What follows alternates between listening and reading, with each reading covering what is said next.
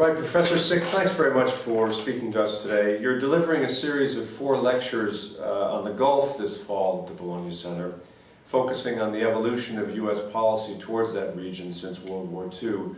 At the risk of simplifying things a bit, what are your main themes in this lecture series? There is really one main theme, and that is demonstrating how the U.S. went from sort of a zero presence in the Persian Gulf to almost an explosion of military presence and political and economic presence, and we're at a peak right now, and I think we're also at a turning point. Much has happened in the Gulf and the Middle East since you were here a year ago, specifically with respect to Iran.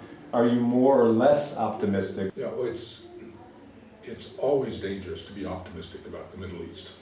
It has a very bad tendency to go bad, but even at the risk of that, I think this is, at a minimum, this is the most optimistic point we've had, the most promising point we've had between the two countries. We have, for the very first time, we have a government in Iran that actually is interested in doing a deal with the West.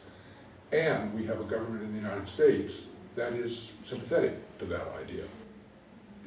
If this doesn't work, if these two governments that see things in essentially the same way, if they can't find a way out of this, then perhaps there isn't a way out.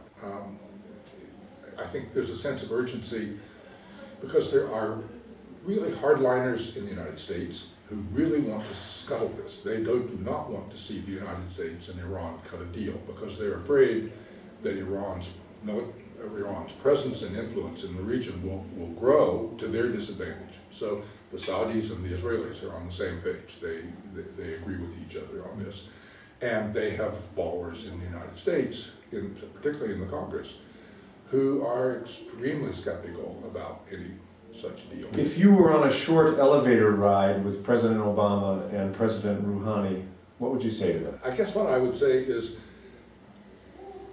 don't be deflected from your main purpose. It's a historic opportunity because if Iran and the United States develop not warm relationships, it's hard for me to believe after 34 years that we're going to suddenly embrace each other and find that we just are in love with each other. I just don't believe that. But the possibility that we can work together on key issues, people have been pointing out for years that the United States and Iran share a number of interests in the Middle East, Afghanistan and Iraq, and even in Syria and elsewhere. So both presidents have a lot to gain and a lot to lose if they don't keep at it. So that would be my advice. You were principal White House aide for Iran during the hostage crisis that you just mentioned in '79 to '81. Have you seen the movie Argo, and what were your thoughts on that movie? I wrote a review of that movie, and in fact, I saw it, I think, on opening day in New York City. Basically, the basic story is true. A lot of the details are not true, and they edited it for dramatic effect. I enjoyed the movie. I thought it was a good movie. I'm not sure it deserved an Academy Award, but then again, that's not my job. What were the worst moments of the hostage crisis for you, and what are the main lessons that you drew from the crisis?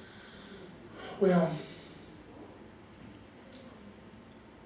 the worst moments for me were the first day when I got wakened in the middle of the night, which was a typical thing to happen since Iran is way ahead of the United States in time change.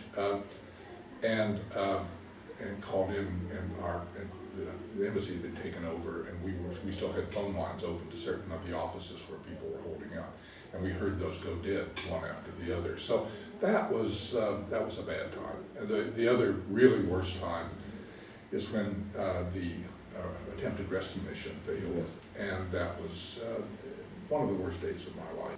One last question, if I may, Professor Sick. Has SAIS Europe changed since you first came here, and if so, how? As far as I can tell, the school itself has not changed. It's a very happy place. Great. I know you've changed your name, but it hasn't changed what you do. We're still the Bologna Center. Exactly. SAIS Europe. Great. Thanks very much.